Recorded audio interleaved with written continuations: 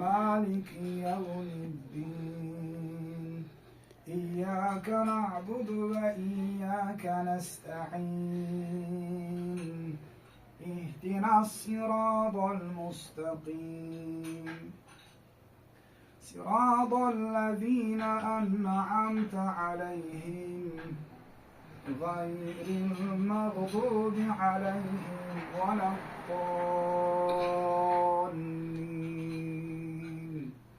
صدق الله العظيم سبحان ربك رب العزة عما يصفون وسلام على المرسلين والحمد لله رب العالمين آمين. الحمد لله رب العالمين والصلاة والسلام على رسولنا محمد وعلى آله وصحبه أجمعين. ربنا آتنا في الدنيا حسنة وفي الآخرة حسنة وقنا عذاب النار.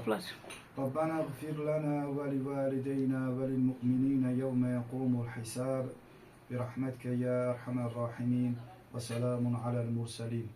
Ey Rabbimiz, okunmuş olan Kur'an-ı Kerim'den hasıl olan ecir ve savabı, vətənimizin müdafiyesi uğrunda canını feda eden, ister 1. Qarabağ müharibəsində, isterse de 2. Qarabağ müharibəsində şəhid olmuş, bütün şəhidlərimizin ruhlarına hədiyyə etdi, sən qəbul eyle.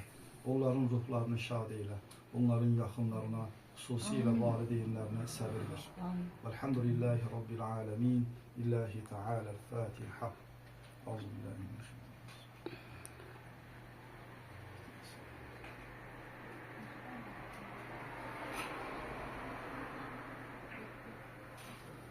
Allah rahmet eylesin bütün şehitleri.